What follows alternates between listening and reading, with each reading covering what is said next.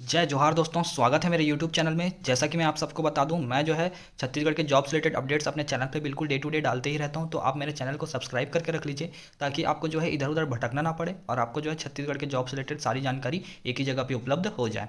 और एक मेरा टेलीग्राम चैनल भी है, उसका लिंक मैंने डिस्क्रिप्शन में दिया हुआ है। अगर आपको किसी भी वैकेंसी से रिलेटेड कोई भी डाउट होता है तो आप मुझे वहाँ पे पूछ सकते हैं, और मैं जो पात्र पास सूची है या और भी कोई जानकारी विभाग से द्वारा अगर प्राप्त होती है तो आपको जो है मैं वहाँ पे अपडेट करते रहता हूँ।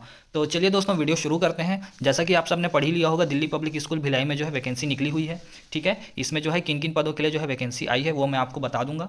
ठीक है, तो आप अप्लाई कैसे करना है, आपको आवेदन का प्रारूप कहाँ से मिलेगा, सारी जानकारी जो है मैं इसी वीडियो के माध्यम से आपको देने वाला हूँ। तो आप वीडियो के लास्ट तक बने रहिए। ठीक है, तो जैसा कि आप सब देख सकते हैं, दिल्ली पब्लिक स्कूल भिलाई, ठीक है, रिसाली सेक्टर भिलाई में है ये। ठीक है, तो इसमें जो है वैकेंसी आई हुई है। तो आप सब देख सकते हैं, पीजीटी यानी कि आप सबको पता होगा, पीजीटी यानी कि पोस्ट ग्रेजुएट ट्रेनी या टीचर इंग्लिश। ठीक है, इंग्लिश के लिए निकाला गया है। तो इसमें आपका जो है न्यूनतम क्वालिफिकेशन रखा गया है, यानी न्यूनतम शैक्षणिक योग्यता रखी गया है, वो है आपका post graduation in English and BEd. ठीक है, आपका जो है पोस्ट ग्रेजुएशन होना चाहिए इंग्लिश में और साथ में आपका बीएड होना चाहिए। ठीक है, और डिज़ायर्ड एक्सपीरियंस रखा गया है आपका कम से कम 3 साल का टीचिंग टू सीनियर सेकेंडरी यानी कि 11th-12th को, और at least 10 year of teaching to English to secondary class यानी कि 9th और 10th को। ठीक है, इतना आपका जो है मिनिमम क्वालिफिकेशन रखा गया है। पीजीटी की बात कर लें, पोस्ट ग्रेजुएट ट्रेनी या टीचर की बायोलॉजी के लिए, तो इसमें जो है आपका पोस्ट ग्रेजुएशन होना चाहिए botany, zoology, life science, bioscience, genetics, microbiology, biotechnology, molecular biology, plant psychology,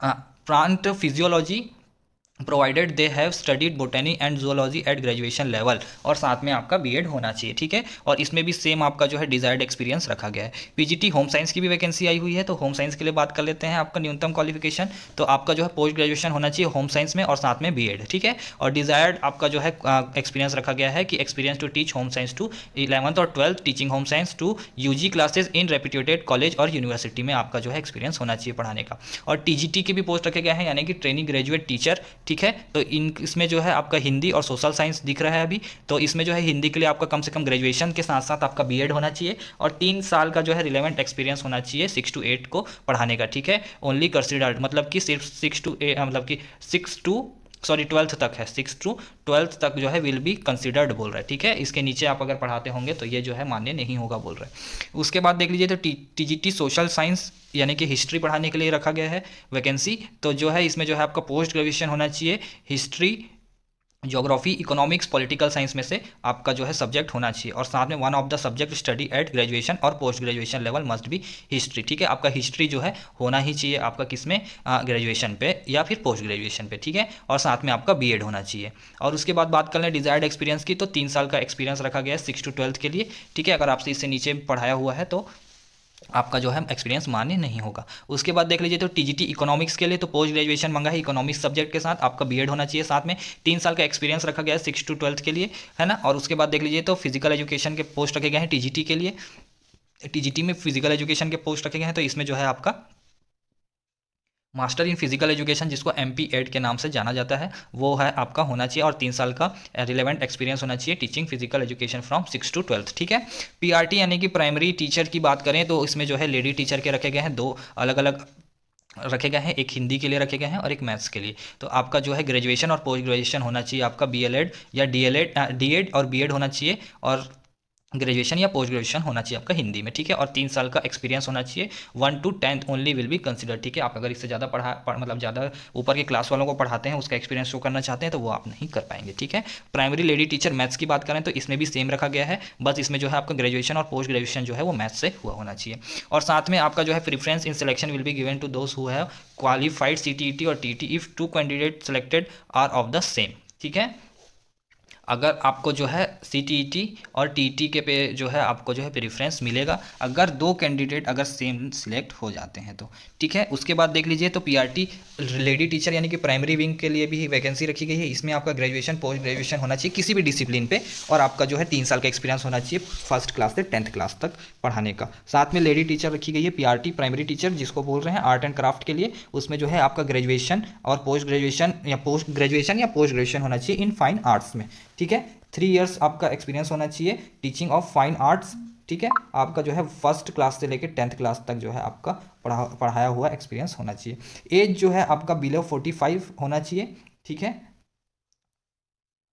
हाँ ठीक है, बिलो 45 होना चाहिए। एज क्राइटेरिया की बात कर लें तो please note that desire relevant experience asked for is a part of age limit given for a particular post बोल रहा है। ठीक है, अगर आपकी एज 40 साल हो गई है और आप जो है 3 साल का एक्सपीरियंस मतलब कि शो करते हैं तो आपका एज लिमिट इक्वल टू 35 साल। ठीक है, 3 year desire relevant experience included in this, no age benefit for those having 3 years of desire relevant experience. ठीक है, अगर आप एक्सपीरियंस शो कर रहे हैं 3 साल का और आप सोच रहे हैं कि मैं मेरा एज 40 ईयर्स है और अब मैं 3 साल का एक्सपीरियंस शो करूंगा तो या करूंगी तो मेरा जो है 3 साल जो है मतलब कि एक्सपीरियंस के बेसिस पे आपको जो है 3 साल की छूट दी जाएगी, तो ऐसा नहीं है। ठीक है, उसके बाद आपके बात कर लें तो जनरल इंस्ट्रक्शन में आपका दिया हुआ है कि the management reserve the right to shortlist candidate to be called for the written test और इंटरव्यू। ठीक है, मैनेजमेंट जो चाहेगा जैसे कि रिटर्न टेस्ट अगर करना चाहे तो रिटर्न टेस्ट कर सकता है या डायरेक्ट इंटरव्यू के बेसिस पे जो है आपका सिलेक्शन कर सकते हैं। ठीक है, उसके बाद बात करें तो all the columns of the application form must be filled in properly, please furnish all required detail as per the format, incomplete application for are liable to be reject and the applicant shall be solely responsible for this बोल रहा है। ठीक है,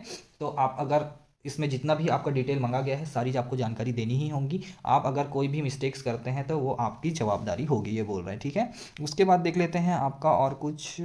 हाँ, details of all the qualification obtained starting from 10th onward to be mention in the application form बोल रहा है। ठीक है, आपका जो भी क्वालिफिकेशन है 10वीं से लेकर सारी क्वालिफिकेशन आपको ऐड करनी ही होंगी बोल रहा है। ठीक है, मैंडेटरी बोल रहा है। Those who are working in Delhi public School are the aegis of the PDSS New Delhi are required to submit NOC from their employer along with the application form. अगर आप DPS स्कूल में पहले से पढ़ा रहे हैं किसी भी, तो आपको जो है NOC लेना पड़ेगा। कहाँ से? आप जिस संस्था से आप जो है मतलब जिस संस्था में आप पढ़ा रहे हैं वहाँ से। ठीक है, short listed candidate for written test और interview will be intimated through email only, hence candidate are required to provide correct proper email ID। ठीक है, आप अगर रिटर्न टेस्ट या इंटरव्यू के लिए सेलेक्ट किए जाते हैं तो आपको जो है इन्फॉर्मेशन जो है ईमेल के माध्यम से ही जो मिलने वाला है, तो इसलिए आप अपना ईमेल ID जो है प्रॉपर सही तरीके से आप बिल्कुल से डालिएगा। Candidate who have secured minimum 50% at each level of from class 10 up to required minimum qualification only need apply. ठीक है, अगर आपका जो है 10वीं के बाद जो भी क्वालिफिकेशन आपके पास है वो सारे में जो है आपका जो है 50% से ऊपर आपका होना चाहिए, तब जाके आप इस पोस्ट के लिए किसी भी पोस्ट के लिए आप जो है लायबल होंगे, यानी कि आप जो है फॉर्म अप्लाई कर सकते हैं अगर आपका 50% से ऊपर है तो। ठीक है, those who have studied through out in English medium will be preferred. ठीक है, अगर आप पूरी तरह से इंग्लिश मीडियम में पढ़े हुए हैं शुरू से आखिरी तक तो आपको जो है प्राथमिकता थोड़ी सी दी जाएगी। The candidate are required to submit the following along with the application. ठीक है, आपको एप्लीकेशन के साथ साथ अपना photocopy of marksheet of 10th 12th final year graduation, post graduation, BEd BLEd DLEd CTET etcetera जो भी डॉक्यूमेंट होंगे सारे आपको अटैच करने होंगे। ठीक है, रिसेंट सैलरी स्लिप और salary certificate from current employer, मतलब अगर आप मतलब कि पेई हैं, मतलब कि अगर आप जॉब में हैं तो आपको जो है रिसेंट का सैलरी स्लिप भी आपको जो है साथ में देना होगा। ठीक है, photo copies of relevant experience certificate of previous employer, अगर आपके पास जो भी एक्सपीरियंस है वो भी आपको देना होगा। ठीक है, उसके बाद आगे देख लेते हैं हम। हाँ, experience certificate must be clearly mention the designation classes thought that salary wrong experience certificate of recognisation, मतलब कि आपका जो है सारी चीज़ें ये लिखी हुई होनी चाहिए आपके जो है एक्सपीरियंस में कि आपको सैलरी कितनी दी जाती थी। ठीक है, आप किस किस क्लास को पढ़ाते थे। ठीक है, आप जो है किस क्लास के लिए जो है वहाँ पे पोस्टेड थे। ठीक है, play school experience certificate will not be considered बोल रहा है। ठीक है, प्ले स्कूल सर्टिफिकेट अगर आपने प्ले स्कूल में पढ़ाया हुआ है और उसका एक्सपीरियंस आप शो करेंगे तो वो जो है कंसिडर नहीं किया जाएगा बोल रहा है। ठीक है, the prescribed essential qualification and experience are the minimum requirement are the mere positions of the same does not entitle a candidate to be shortlisted for interview बोल रहा है। ठीक है, आप जो है आपका क्वालिफिकेशन और एक्सपीरियंस जो है मिनिमम रिक्वायरमेंट वो आपका जो है कैंडिडेट का जो है शॉर्ट लिस्ट करने के लिए वो लायबल नहीं होगा बोल रहा है। ठीक है, वो लोग अपने हिसाब से उनको जैसा सही लगेगा वो लोग अपने हिसाब से कर सकते हैं, इसका कहने का मतलब ये है। ठीक है, उसके बाद देख लेते हैं आगे। तो डिस्क्लेमर लिखा हुआ है कि the school management reserve the right to add alter और amend the cancel any of the rule procedures prevailing at any point of time which will be binding on the applicant. ठीक है, ये कभी भी आपका जो है नियम बदल सकते हैं या फिर आपका जो है पोस्ट में जो है बदलाव कर सकते हैं या जो वैकेंसी है उसको भी रद्द कर सकते हैं बोल रहे हैं। ठीक है, pay scales are per school adherence of 7th pay commission, higher start possible of outstanding candidates must have consistently high academic attainment with high proficiency in English. ठीक है, आपको जो है इंग्लिश आना ही चाहिए बोल रहा है। ठीक है, अगर आपको इंग्लिश में थोड़ी बहुत भी दिक्कत है तो आप जो है इंटरव्यू या वहाँ तक तो पहुँच जाएंगे लेकिन रिटर्न तक, लेकिन उसके आगे जो है आपको थोड़ी सी परेशानी हो सकती है सिलेक्शन के लिए। तो अगर आप अप्लाई कर रहे हैं और आपको इंग्लिश नहीं आती है तो आप इंग्लिश सीख सकते हैं। ठीक है, उसके बाद देख लीजिए तो आपका जो है आपको पर्क्स क्या क्या मिलने वाले हैं, तो CPF, ठीक है, gratuity etcetera and central government rate, मतलब रेट्स, फ्री मेडिकल फैसिलिटी दिख जाएगी। भिलाई स्टील प्लांट हॉस्पिटल में नो रेफरल्स होगा, मतलब वहाँ से रिफ़र नहीं किया जाएगा।